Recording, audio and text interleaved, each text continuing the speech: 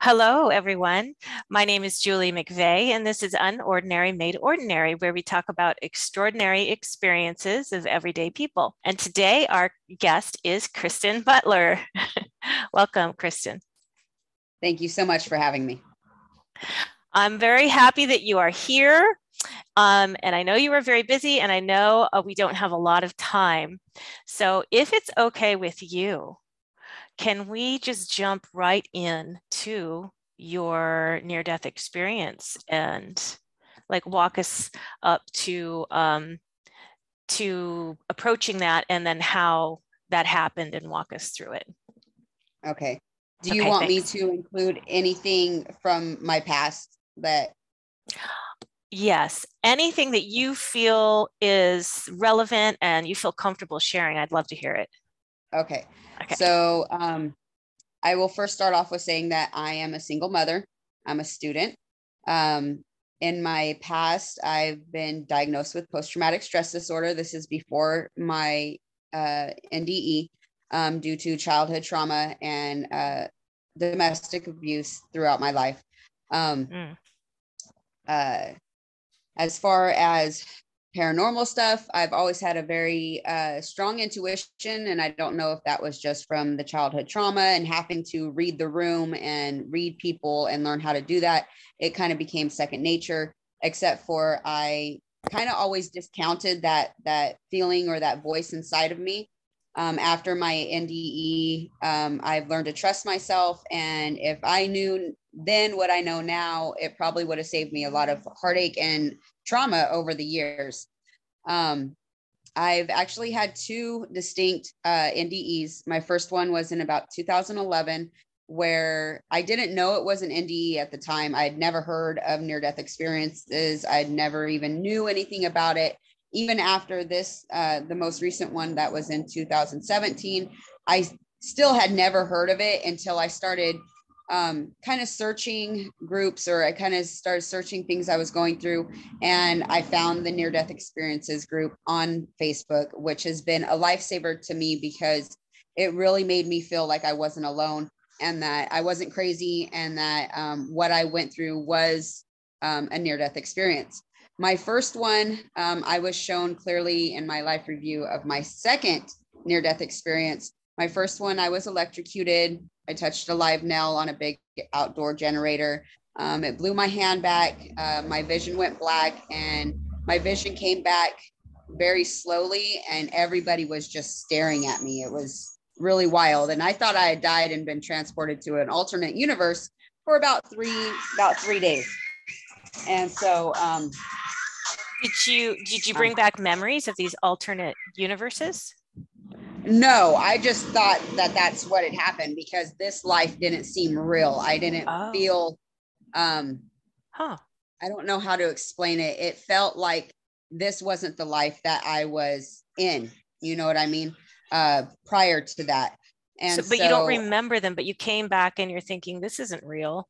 This isn't yeah, the life that I was. That's yeah, interesting. this, um, after this near death experience, I had learned about the term walk ins. And I don't Oh, know if that's exactly what had happened to me in my first one.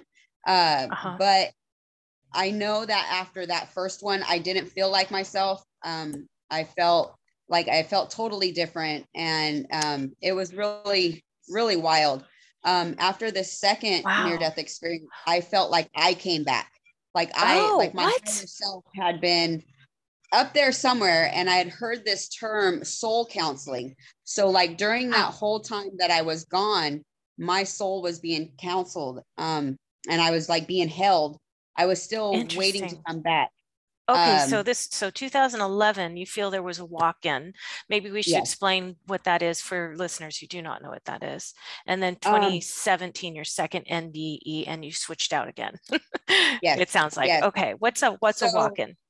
I don't know exactly how to describe it. It's like another soul is contracted to come take your place for a little bit, to help out in whatever fashion that they need to help out in.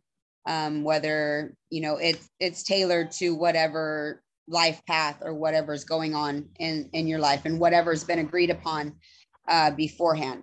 So Wow. that's the best way I can describe it.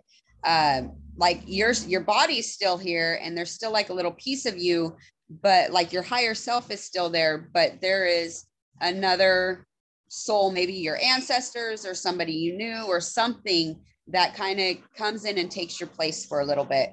Wow. Yeah, I've heard of the walk-in, but I have not heard of what you're about to describe, in that you came back. I came back. So right. Interesting. So in my most recent NDE, which was in 2017, I lacerated my foot and I lost a whole bunch of blood, and I ended up crossing over in the middle of the night. Okay, so what happened was I was on some uneven rocks. It was like, it was outside and stuff. And I had been wearing flip-flops and I went to step back and I lost my footing. And whenever I went to step back again, my foot came out of my flip-flop and I stepped right on a drinking glass and it lacerated my foot and I started bleeding pretty profusely. So I tried to wrap it up and I sat down, and at the time that I was becoming very woozy, I called 911. I had the paramedics come out. They would not transport me with my 3-year-old son. And I told them, well, what am I supposed to do? And they said, well, you need to get to the hospital as soon as you can. Well, that didn't happen, right? That didn't actually happen until the next morning. But in the meantime of that, I remember I was still very weak, very lethargic. And I remember watching my little boy play in the dirt outside. I'm going to get really emotional. I'm sorry. And the sun was starting to set. And I felt like that was I looked at it and it's like, it's so beautiful. And I felt like it was going to be the last time I was going to see the sunset. And I remember Your that very foot was still bleeding, or yes, yes, they had bandaged? wrapped it. Yeah, it was bandaged, but it was still bleeding. And okay.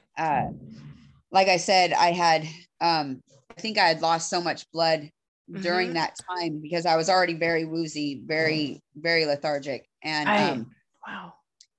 So I had, like I said, been watching my son play in the dirt, and I thought what I felt that it was going to be my last time watching the sunset. And I took my son inside and we made it into the bed. And like I said, he was only like 3. So we lay down, and I know that that's a lot of people had told me that, oh, you were just dreaming.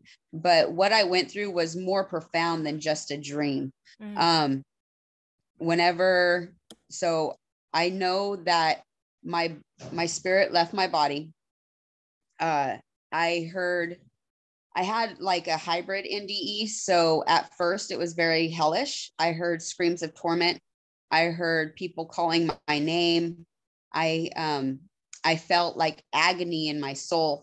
And at that time when that was going on, I like screamed out to God, you promised never to leave me nor forsake me. And in that moment, it's like I shot straight up and the light exploded and filled me. And I was filled with so much love and peace. And then I experienced my life review, where I was shown very specifically different instances in my life that was, I guess, very pivotal for me, but I hadn't realized it throughout the course of my life, like traumatic experiences, things I had went through. And I was shown that during those times I did have angels watching over me. I had, angels that was helping me. During one time there was, I was in a domestic dispute, and the guy was choking me, and, things were starting to go black. And the last things I remember uttering was, Jesus, please help me. And, at that very moment, cops busted through the back door and he let go of me. And so I came to, and it wasn't a near-death experience then, but it was very spiritually profound for myself. Right. But I've always had like guardian angels. I have people watching over me. So in my life review, I was shown instances like that. And I was shown the instance of being electrocuted. I was shown that instance. I wasn't shown that I was a walk-in, but the understanding that I received during that life review was what I had mentioned before. And so then after my life review, I wasn't shown the rest of my life. I was shown up into the point where I was at right then. And then I was in like a waiting room. It didn't say waiting room at the top, but that's what it felt like. I was in just like this kind of place of waiting. And that's the time that I heard the term soul counseling. And I also heard a conversation of like somebody mediating for me with somebody else. And I'm like, I just remembered during my life review, I was shown that we planned this life. I was shown that I was around a table with, I don't know how many others, maybe about 5 or 6 other entities planning this life before I came, that we were going over all the details and everything like that. I was shown that in my life review. So during all of that and during the conversation that was happening outside the waiting room that I was in, it was like I was just in like this all white area, you know what I mean? And I was being shown my life review. And then as I was coming out of that, I was hearing the mediation going on for me. And it was determined that it was not my time and that I needed to come back. And I think it was for my son, my youngest son, because there was nobody else there to care for him. There was nobody else in his life. Like I said, I'm a single mom. I don't have much family, and I was needed. I'm not saying that people that cross over and don't come back aren't needed, because I know a lot of people might feel very saddened by the fact that I was able to come back for my son, and some people aren't. Right. So, but I still had a purpose or something to do that I hadn't experienced. And so I was sent back. And whenever I was sent back, I was slammed. It felt like my spirit was slammed into my body. And like, I woke up, and that's why a lot of people will tell me that, it had to have just been a dream. And it's like, no, it was more profound than just a dream. I usually hear that from people that's not knowledgeable about near-death experiences. Like I said, after my experience, I found the group of near-death experiences and I started reading through some of their stuff. And I'm like, that is exactly what happened to me. This is exactly what I went through. And so I started sharing on there, and I found that community, which really helped me share my story and become comfortable with the term of near-death experience and what I went through. And so it's been really wonderful. I know that after my near-death experience, I still felt like I was halfway here and halfway there. And that was very hard for me. And so I was searching for answers, and I had been in contact with a specific religion, the Church of Jesus Christ of Latter-day Saints. And I contacted somebody that I knew from there, and I asked for a priesthood blessing, and they came out and they gave it to me. At this time, I was having very bad vertigo. I was hearing spirits. I was still, like I said, I felt like I was halfway here and halfway there. So I didn't feel like I was here in the physical realm, that there was still part of me in the spiritual realm. And whenever I received that blessing, it was 2 or 3 days later, my vertigo left. I didn't hear anything anymore.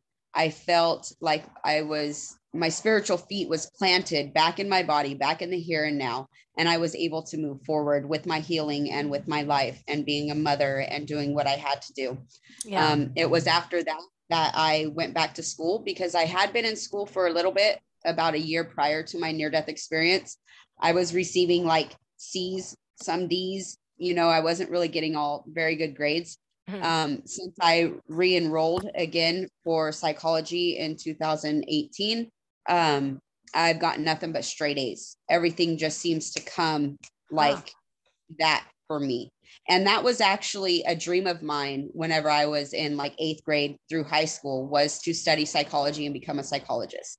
So I know that that is part of my life, my work, what I'm here to do. I'm here to help other people. I'm here to share my story. I'm here to listen to others. I'm here to help other people grow in their spiritual walk and get them going in the right direction, because we are here for love. And I really want to share that and have other people know that this life isn't hell. This life is a gift. And, you know, we plan this life, which is something that I never would have thought of before my NDE, because I'd been through so much trauma that I would have been like, man, you're crazy. You know, there's no way I chose all this pain for myself. But we do, because we know who we are whenever we're planning it. You know, we're not weighed down by the world's opinion of us or worldly experiences. At our soul, at our core, we are so much light and love that we know what we can and can't do. And I even think that it's like branches on a tree. You know, we might choose one branch and it goes off this way, and we might think we made a big mistake, but we have left clues and doors and ways out of those, of that life or of that branch that we can actually get out of if we become self-aware, if we unlock or unlearn our limiting beliefs, which is something that I really fully believe in. I believe that our limiting beliefs that we gain in childhood really weigh us down sometimes, and it stops us from becoming who we truly need to become in this life. What are some of the limiting beliefs? There's a lot. I'm not good enough. I'm not worthy. I'm not loved. I'm never going to amount to anything. I'm stupid. You know, there's nothing out here for me. You know, I'm only going to be good for this and I'm not that. There's many, many different types of self-limiting beliefs that we gain through our childhood, depending on how we grew up. Do you think that that first near-death experience, when you were electrocuted and you left and you had a temporary walk-in. A temporary walk-in. Now, do you think that was for you to recuperate from some of these limiting beliefs? I'm not really for sure why it was actually my walk-in or whatever happened there. I personally believe it was for my protection. I was about to go through many years of more trauma, more heartache, and more abuse. And after having a lifetime of it already, I don't think I was already so broken and so traumatized that I don't think I would have lived through it. I was very suicidal. I didn't want to be here anymore. And I believe it was for my soul's protection, so that I could come back and continue on whenever the time was right. Kind of like a refueling stage or something, you know, because I know whatever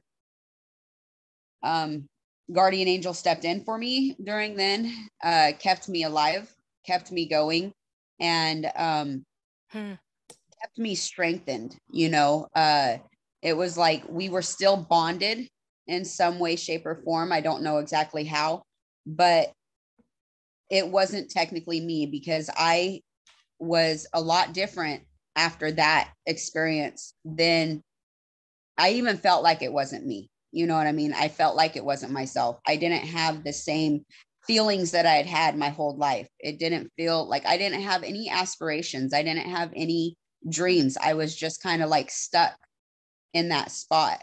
But I was, and I felt lost after that time, you know. And but I do feel like after my second NDE that I did come back. The soul that had been with me had served its purpose and was able to move on after doing what they came here to do for me. Yeah. So it's interesting because I'm assuming, because I don't know how this works, of course, I'm assuming, so the soul comes in, or the other soul has your memories that are in your brain, stored in your brain, your physical body. Then they have their experience, they exit, and now your second NDE, you come back and you have whatever memories are stored in there from 2011 to 2017, right? Right. So you'd have memories of, oh, I wasn't myself. So it could be confusing for someone to watch and go, well, wait a minute, you weren't yourself, but you weren't you, or it gets confusing, but you have the memories. And I don't have all the answers. I just know that this is my experience. So, Absolutely. And I know I wasn't technically crazy with like split personalities or anything like that. Through my psychology degree and study, I know that that's not it at all. That's why I know it was more of a spiritual thing, and it was very supernatural, as you put it. It's a supernatural experience. And so I hope people will realize that if they've kind of been through the same thing, don't let the world think you're crazy or make you think you're crazy, because you're not. Trust yourself and what you've been through. It's your experiences are your own, and nobody can tell you what you went through. It's so interesting to me that we have some part in planning our life. And do you feel that we've planned many lives? What are your thoughts on reincarnation? I'm not for sure on that. I do subscribe to that notion in a sense. I do believe that this is probably one of many that we have all been through. Like, we get back to heaven, or we get back to our spiritual realm, and we go, hey, that wasn't so bad. I want to try again. What can I do in another lifetime to help further humanity, or help further my genealogy or my family? Or it might not even be your own family, maybe my soul group or whatever group we're around at that time. We each get more chances. I'm not really for sure. Okay. And then, because I don't know, sometimes people, their NDEs, they get downloads of information or knowledge, and they come back with feeling more certain about reincarnation or angels or guides. And you had mentioned both guides and angels. So what's the difference between those? I think guides are people that, or entities that were with us before we incarnated here and was part of our planning. They were part of the group that planned, our whole life. Angels might be the same thing, or it might be deceased loved ones that decide to kind of check in on you, different things like that. Again, I don't have all the answers. I just know what I've experienced and what my heart tells me. And are you feeling like, so it sounds like both the guides and the angels perhaps have lived a human life, but not necessarily, at least for the angels, not necessarily lived a human life? And it's okay to say, I don't know. I mean, I certainly don't. I really don't know. I know that during my second near-death experience, my stepmom, who passed away in 2011, or 2010, I'm sorry, 2010, a year before my first near-death experience, I know that she was with me during my most recent one. I felt her presence. I could hear her voice. She was telling me that I was her best friend, which is something that we kind of had while she was alive, because we were very, very, very close. And she was with me during that second time. And so I know angels might be guardian angels and guardian, guide, whatever. Maybe our guides, I don't know. Honestly, I don't know if they've ever incarnated. They've had to have, or they know about it, or maybe they progressed in their spiritual walk so much that during their lifetimes that's what made them guides. That's what made them to the position that they were in to help us plan our life. Did you see any other loved ones other than your stepmom that had passed? No, no. I And think, go ahead. no, go ahead. Oh, I'm not for sure on this, but I do believe that in my life, I've had my grandfather who passed away whenever I was 5, around and protecting me as well. So now this makes me wonder if reincarnation is possible, at least possible. But you say you have loved ones that are kind of hanging out on the other side still. So it makes me think, well, maybe we don't really choose to reincarnate, or we can Our at least time here, wait for our loved ones. time is only of this earthly construct. In the spiritual realm, there is no time. So, it could be generations on earth before we could reincarnate again. We might want to stay and watch how things play out for our loved ones. Right. Because there is no time up there. I don't know, but I do believe in like soul groups and soul families. And maybe it takes everybody in that family to do their job before the soul group can move on, which would be like your guides and stuff like that. Yeah. This is what my intuition tells me. When you were on the other side, you said you were in a white waiting area. Did you feel like, first of all, did you feel like a physical body? Like, could you see your hands, and did other people have No, bodies, these entities? no, I didn't see any of that. I just knew that my consciousness was still there. You know what I mean? But I did not see my body. No, not in the realms. No. And like your stepmom, did you see her body, or you just intuitively or knew that it was? I heard her voice and I felt her presence. But it was all light. I didn't hear, or I didn't see physical bodies where I was. How interesting. And in the waiting room, I was by myself. I didn't have my stepmom with me. I didn't have anybody with me. That was the time that I was going through my life review. So it was just like me and the downloads or the information that I was receiving at that time. Wow. Okay. So interesting. These NDEs, there's some similarities, and then there's some unique parts that are unlike another. So I just love them. Right. And well, so, near-death experiences, I think, are tailored to the person as well.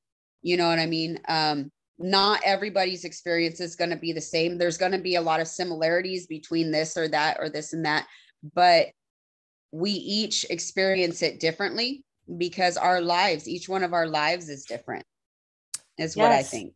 Yes, not everyone has sort of that, I don't know how to describe it, but that hellish experience. I've interviewed a few who have had initially not a pleasant experience, and then it goes to a positive experience. Now, why do you think you happen to kind of have, what was it, screaming? Well, and before my experience, I felt like this life was hell.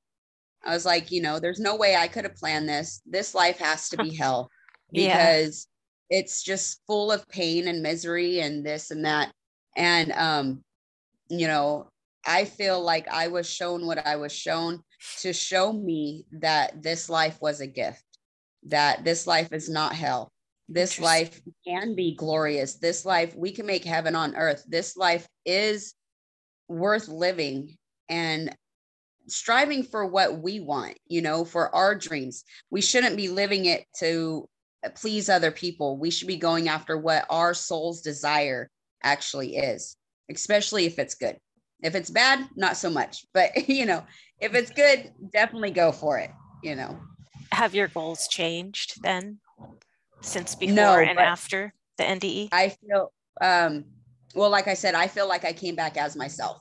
I feel like my goals from whenever I was young and vibrant and full of hope and full of life, that's who I came back as. I came back full of love, full of hope, full of life. And yeah, I don't feel like what my goals during that time after my first NDE and my second, I didn't have really too many goals. I didn't feel like there was a life to live, but after my second one, I felt full of purpose. I felt like I felt connected to everyone and everything. And that was something that I didn't feel before my NDE. I felt very disconnected from life, very disconnected from love, very disconnected from everybody around me.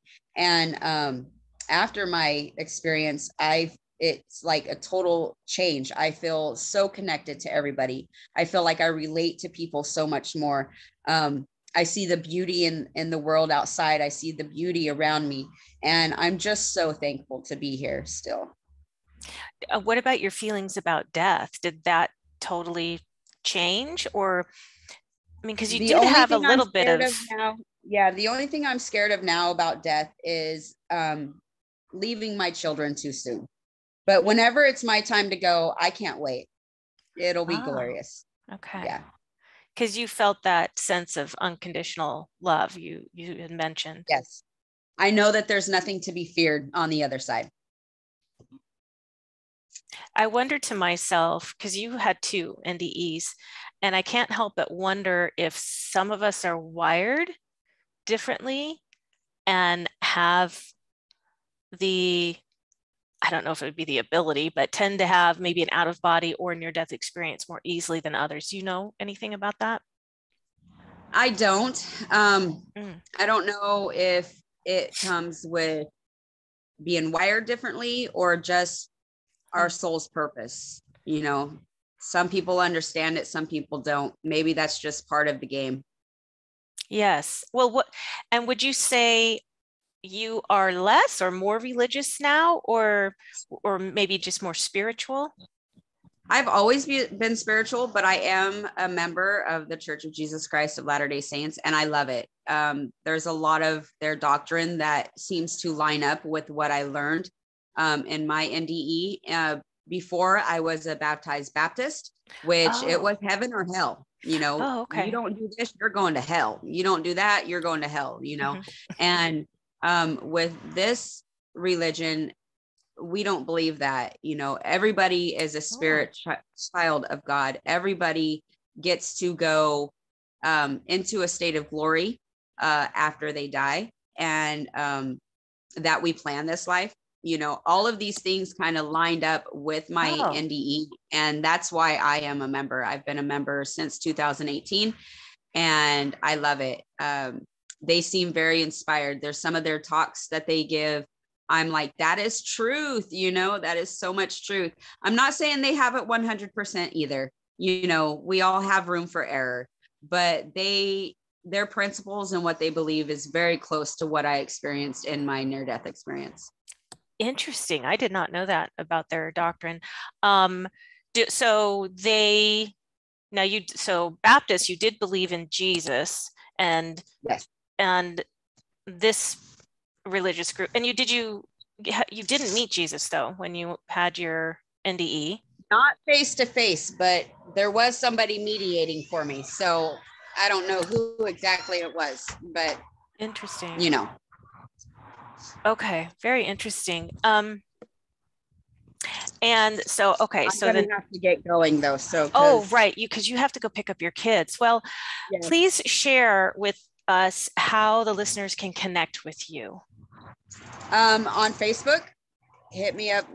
My name is Kristen Butler, and you can contact me through Messenger, and I'm always willing to talk with others, answer any questions they might have, or share my experience or my intuitive knowledge that I can. Like I said, again, I don't have all the answers. I'm not saying I'm 100% on everything, but this has been my experience. Well, I really appreciate you taking a few minutes to share. And I'm going to have to let you go. I'd love to talk to you again sometime. And thank you to everyone listening. This has been Julie McVey with Unordinary Made Ordinary.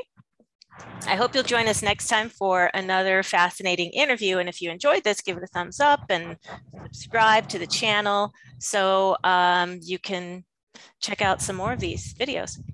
And I hope you're having a fantastic day or evening wherever you are on the planet or off the planet.